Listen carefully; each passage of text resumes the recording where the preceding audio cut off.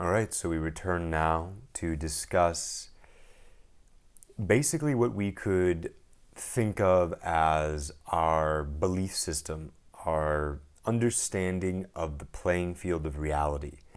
Basically, the blueprint we have of our world, whether unconscious or conscious, that basically determines every action we take. That is, every aspiration you have in your life, everything that you desire, every strategy you put in place to achieve a certain goal is based on two things. One, a view of reality, which determines what you feel is important and what you feel is worth pursuing. And then second, a view of reality that tells you what's possible within that framework. So in other words, what you could actually accomplish. And so based on that idea of your capability or the constraints of reality, and then also just the broader field of reality, what is the field that you're playing on, you then create desires, visions, reasons for pursuing those visions, and strategies to bring those visions to fruition. And of course, this is the same on the spiritual path. And so what we find sometimes nowadays is that people are receiving meditation instructions or they're receiving spiritual instructions without any belief system attached to it.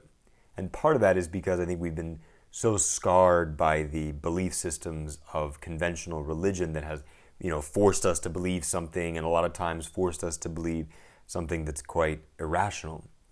And so there's, I think, been a rebellion in our culture against any imposed belief system or anything that we don't just kind of come up with on our own by just kind of our own freewheeling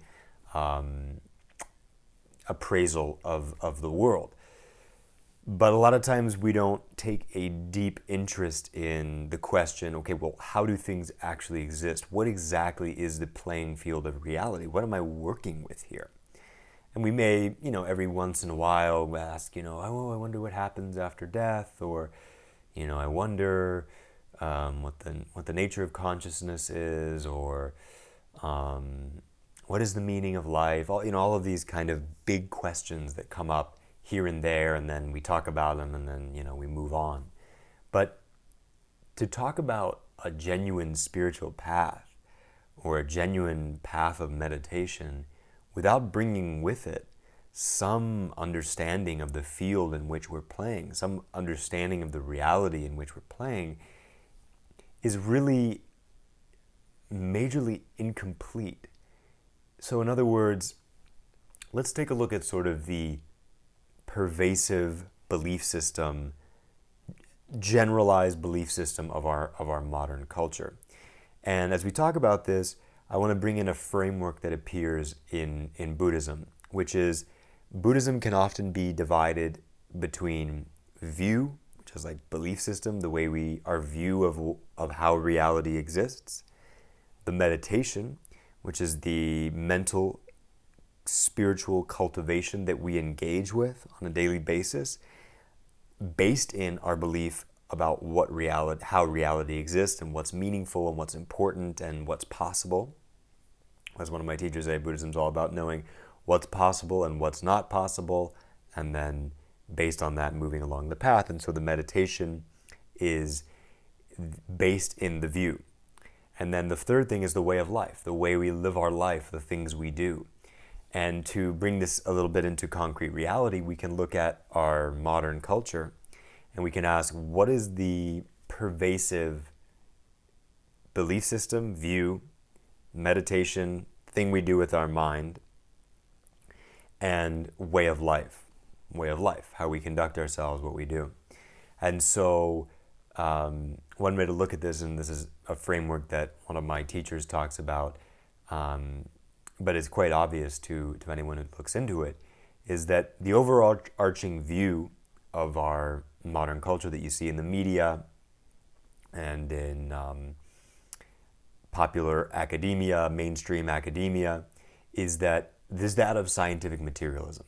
That basically the world really exists out there as it appears as a chunky physical reality, and the nature of consciousness is a mystery, and all we know is that consciousness probably arises from the brain. And so basically human beings are reduced to a brain, kind of like a computer brain that does stuff. One scientist says, chemical scum. Basically, we're a little chemical dust in this vast universe. And consciousness is just this sort of random emergent property of a brain. There's no continuation of consciousness. There was nothing before this life. We arise out of the brain. Our consciousness arises out of the brain. We live here for, 100 years, and then that's it. And that's the whole story. And so that's scientific materialism. And so the view that comes from that is, well, if that's the case, then we may as well just enjoy ourselves as much as we can while we're here. We may as well just get as much stimulus and pleasure as we can. And so that leads perfectly into the meditation of this pervasive culture, which is hedonism, which is the meditation of basically training the mind to be constantly stimulus driven. The next movie, the next social media scanning, the next party, the next song, just constant bombardment of information and stimulus, and relying on that as our habitual way of using our mind, which is to say, our meditation. One definition of meditation is to familiarize ourselves or to cultivate. And so that is the mind that we cultivate typically in a culture that sees, you live, you die, and so enjoy it while you can. And the way to enjoy, again, is hedonia, not eudaimonia, because that doesn't factor in here. So that's the meditation that comes into play. And then the way of life is consumerism, right? So basically just, everything is directed towards getting more money so we can get more things so that we can, continue this hedonic meditation of just more yummy stimulus. And what has been added to this framework is meditation, mindfulness, and spirituality. And so basically what happens is if you don't question your belief system as you begin a meditation practice, as you begin a spiritual path, then what ends up happening is you just insert the technique, which the technique is, it's nice, but it's not going to radically change your world. Sometimes the technique can be so powerful that it can then cause you to change your belief system. But the technique itself can then just be fit into any belief system, basically. So let's say you fit in the practice of mindfulness. Let's say you practice mindfulness of breathing, or you just practice sort of mindful living, where you just have bringing more awareness to your life. Maybe you go to yoga class, you bring more awareness to your life. And what that can end up doing is the greater mindfulness you bring to life, the greater awareness you bring to life, means that you're tapping more into the innate bliss that's inherent in awareness. And we talked about this before, the three qualities of the substrate consciousness as bliss, luminosity, and non-conceptuality. And that when we receive a stimulus, what we're actually experiencing is that consciousness, but it's just being triggered or allowed by the stimulus, by the chocolate, by the movie, whatever it might be. And so what we end up getting if you're just practicing mindfulness within this framework of materialism, hedonism, and consumerism is that your materialist framework doesn't change. And so the meaning of your life doesn't really change. It just becomes meditation is a way for me to get more pleasure in this life, because you realize by meditating, your pleasure, your senses are heightened. I mean, anyone who's ever brought, mindfulness to eating chocolate or sexuality or watching a sunset or anything, the more mindfulness you bring to something, the more pleasurable it's going to be. And so you get this sort of mindful hedonia, the mindful drinking of the wine and the mindful, pleasures and all of that, which is, certainly a step up from sort of more coarse and rough pleasures that we might experience if we're not living such a mindful life. But it's still within this basic framework of the purpose of life is to line up as many pleasurable experiences as possible, and then by as many things that will give more pleasure as possible. And all the while, I'm going to use mindfulness, I'm going to use this cultivation of my awareness to heighten the yumminess of all of that, but not to in any way question any of these practices, any of the view, the meditation, or the conduct. So we have to understand that from the Buddhist perspective, and basically from every spiritual perspective, none of those three things are valid. The view of materialism is not supported by any spiritual tradition.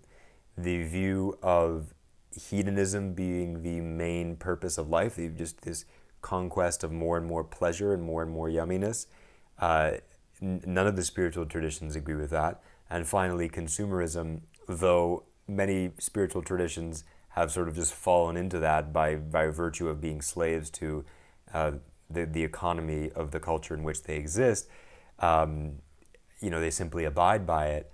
But if you read any of the classic spiritual teachings, whether in Islam or in Christianity, Judaism, Buddhism, Hinduism, the acquisition of stuff, we talked about this before, none of that comes with you. None of that is really the deepest source of happiness. And none of that really connects you to, none of that inherently connects you to this deepening of eudaimonia, of genuine well-being, of a well-being that's based in actually the wellspring of your own being, the source of all yumminess, the source of all insight, the source of all love and compassion and wisdom. So if we understand that, then we can see that we really need to, we really need to contemplate our belief system, because we have to realize that there is no aphilosophical perspective. Everybody has a life philosophy, whether they've thought about it deeply or whether they just inherited it or whether it's just an unconscious thing that they never even gave any thought to. But one way or the other, you're living from a certain perspective on reality that determines everything you do. And so, we can think of this in sort of mundane terms of, let's say you want to cultivate a relationship, but one of your beliefs is that, all men are dogs, or, all the good ones are taken, or you want to, go switch careers, but you think that, there's no one can do that. That's not a thing you can do. You have some belief about the way reality exists. And so you can't do it. And so even if you're just pursuing something very general in your life, you have to align your beliefs to allow you to then go for that. So in the Buddhist context, we have to bring in the sort of Buddhist worldview and the broader spiritual worldview, which is that life, the stream of your consciousness did not begin at your birth and it will not end at your death. That alone is a total game changer, because all of a sudden, death no longer means annihilation. And some people say, oh yeah, well, spiritual people they want an afterlife or they want reincarnation because, just the finality of death is too much for them to handle. It's too much for them to cope with. But if you think about it, it's actually a much easier thing to cope with than the idea that there is a continuation of consciousness. Because if you believe that there is a continuation of consciousness, then that means all of your actions have a huge consequence. And that, you don't get to, I was watching a TV show the other day with my brother, and one of the characters said, she killed herself, and then she comes back as a ghost, and she says something like, I finally had peace when I killed myself. And we even say that, may you rest in peace, which is kind of this assumption that death brings peace, that it's just a blank, But from the perspective of the spiritual traditions, and specifically of Buddhism, no, the continuation of consciousness continues after life, propelled by the karma that you have cultivated in this past life and in all previous lifetimes, but most recently this lifetime. And so if that belief enters our mind, if we get down with that vision, then think about how that would change your view of your life and what was important for you to pursue. And the ramifications are huge, and they become even bigger now if we bring in more of the Buddhist worldview, which is that after death, you could be reincarnated anywhere that the winds of your karma push you. In other words, it could be as an animal, it could be in any of these different realms, it could be as a human being who, is in, a terrible situation, terrible poverty, or, some sort of suffering, and basically a situation where you wouldn't be able to practice. And then, they talk about it as like you're thrown back into this wheel of suffering. And so if we actually took that to heart, then the way we would view the preciousness of this current moment where we actually have a human body, we have some understanding of spirituality, and we have the opportunity to practice an authentic path, that all of a sudden takes on enormous importance and weight, because we see it. I mean, the Buddha said it's more rare for a turtle to come up randomly in the ocean and put its nose through a floating ring than it is to have a human rebirth.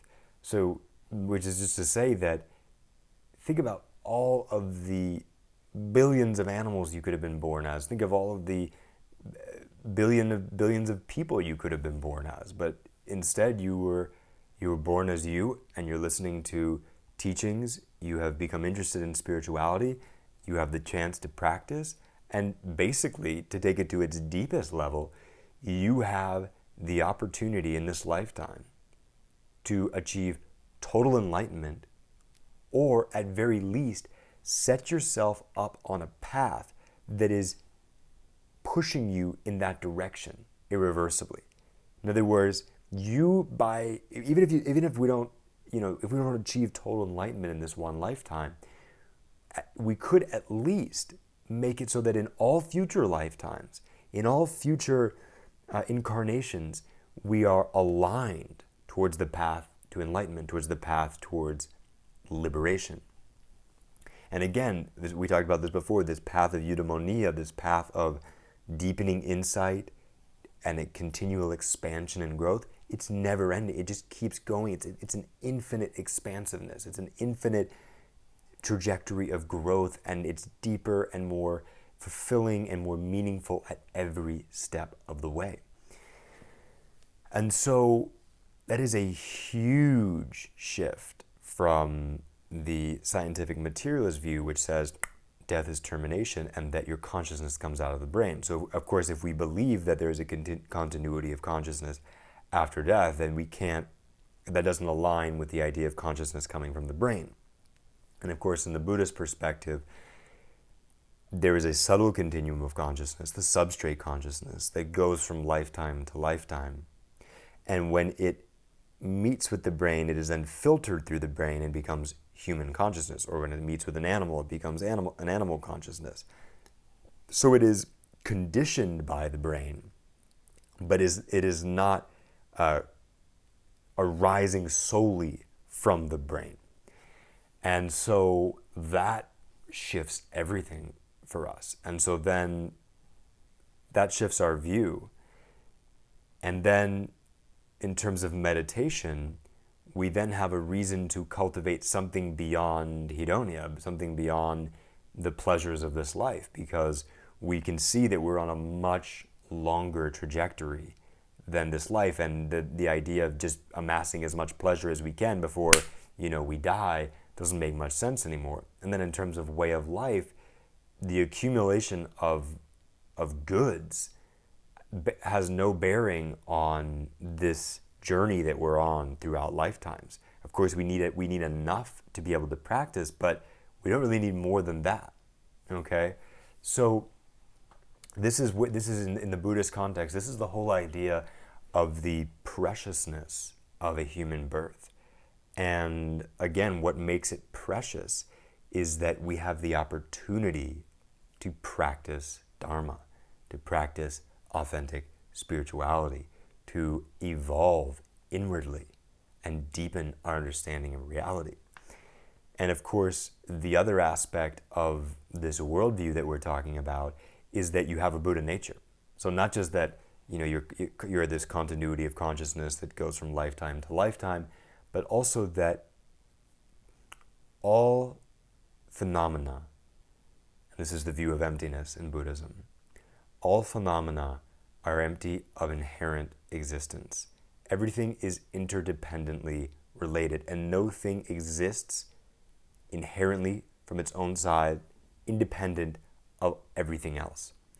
And so this view then actually leads to the view of Buddha nature, that because things are empty, what actually exists in a way beyond existence, what is there in the absence of inherent existence, is this perfect primordial consciousness and the primordial empty space of reality. And so, again, a radically different way of looking at reality than scientific materialism, which says the universe is really concretely there, independent of any interrelationship of a viewer or anything like that. And we can go deep into this topic in terms of the view of quantum physics and the idea of the observer being an integral part in the sort of arising of any reality. And basically, just to sum it up, the view is that there is this field of potentiality, basically, and it's not until an observer takes a measurement, which is to say observes the world, that then interdependent with that observation, a reality arises to meet that observation. But that reality was not already inherently existent and then simply discovered by the observation. And of course, from the Buddhist perspective, this non-inherent existence of phenomena has a very important role in understanding our liberation, because if we understand that this I that we cling to is not inherently existent, nor is any of the things that we identify as I, like our body, our mind, our speech, our belongings, none of those things are inherently existent, then we can't find this I anywhere. And at first, that can be a terrifying realization, but actually, when we experience it, when we look into it, we discover that in that absence of inherent nature is actually the treasure that we've been looking for all along, which is not this clingy I, but our Buddha nature. And so, to return to this idea of the precious human birth, try this on for size. You have been born into a human body, and like all other life, you have Buddha nature. But unlike an animal or other life forms, you can recognize this, and you can engage in practices to realize the primordial perfection, the already perfected nature of that Buddha essence inside of you, and you can, on a relative level, develop it and become a totally enlightened Buddha, free of suffering, enlightened in one lifetime. And then from then on out, throughout all time, as long as space remains, as long as sentient beings remain, you can be a force of good, helping all beings reach enlightenment as well. So compare that to all you are is just, you can't even find you. You're just consciousness. This thing, consciousness, arose out of some matter in the brain. It's here for a little while. It thinks all these funny thoughts, creates all this stuff, and then kaput, it's dead. That's it. So again, initially, we won't be able to say one way or the other, oh yeah, I believe that and I don't believe that, but it's at least a moment as we compare our own belief system with the Buddhist belief system or other spiritual belief systems. It's a moment for investigating it. And it's worth investigating ourselves, because if we don't investigate our belief system and we don't really look into it and really do the investigative work, both in terms of meditation and in terms of studying philosophy and in terms of looking into, what science says, what quantum physics says about all of this, then we are basically just riding on a random belief system that we've inherited, and with no real, with nothing in it really being something that we definitively know, or at least that we have some strong intuition about. And that's the thing about the spiritual path, is that what it may be in the beginning is you might not have total certainty about the continuity of consciousness or the way that phenomena exist, but you may have some resonance, some intuitive resonance that, yeah, that sounds more like it than that other view. And, and on some level you could say, well, even if it's not true, I'd rather live my life in that way than as just this emergent property of a brain. And that being said, I think that we shouldn't fall into this idea of like, well, everyone's truth is equally valid, because there has to be a way that things actually exist. Either consciousness continues after death or it doesn't. And it doesn't seem that it couldn't be possible that just based on what you believe, that's what happens. So if you believe that consciousness continues, then it continues. But if you're a materialist who doesn't believe it continues, then it doesn't continue. So it's really worth looking into, and because it has such profound effects on then how we live our life. So that's basically the way that we engage. That is the perspective from which we engage with a spiritual path. And so these are what are known as the preliminary practice, the preliminary to the main practice, which is basically turning your mind and changing your mind so that you have a motivation and an excitement and an inspiration to practice in a way that will be sustainable. In other words, if your motivation is just, I've heard mindfulness like reduces stress a little bit. I mean, if you're really, really stressed out, maybe that's a strong enough motivation, but it's not a long-term motivation, that will stick with you. But if you really take this idea of the precious human birth to heart, that's something that will continually, as you return to it, inspire you to keep practicing, to not give up, to go deeper, because you know that the ramifications, the consequences of practice are so vast and profound. And so I encourage us all to take the time to look into what is the nature of consciousness. Does consciousness continue after death? And how are some of the ways that we could get some clarity about this? And so I want to briefly talk about 2 ways that we can come to some clarity on the nature of consciousness and whether or not it continues after death. So we'll get to that in 1 second.